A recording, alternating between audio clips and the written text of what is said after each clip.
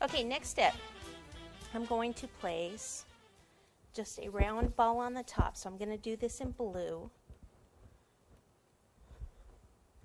Like this. Okay, and what we'll do is a flag, and we should do a yellow flag.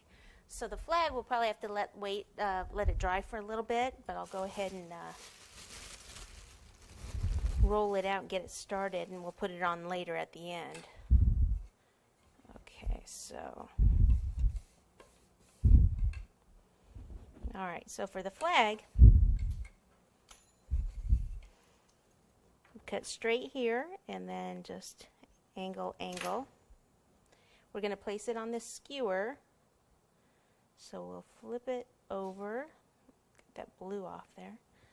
Flip it over. We can put this in a little bit of water, some water here, and then fold this over. Okay, and if you can do the flags ahead of time, like the day before, that's great, because they usually need a little time to dry so they don't crack. So I can just leave this, give it a little bit of movement, and we'll just kind of leave it over here to dry. Okay. Now on the circus tent, I want to bring the stars. There's only one more thing here I actually want to do on the tent part, is just add some little stars to the yellow part to kind of bring the blue down there. So I'm going to use some very small stars. Oh, and those aren't them. Okay, they're the plungers. So this is a set of plunger cutters that are stars. They're actually for clay. Move all this out of the way. Okay, we need to make sure there's enough cornstarch down here.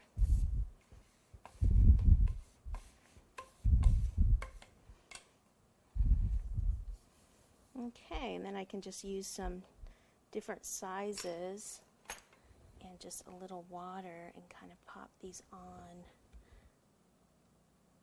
Whoops, sticking to my finger and not to the cake.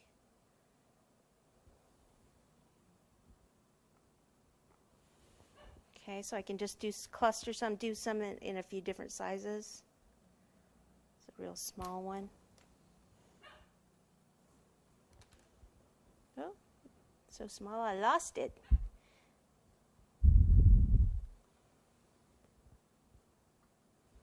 See, like that? So it can do like groups of 2 or 3 or...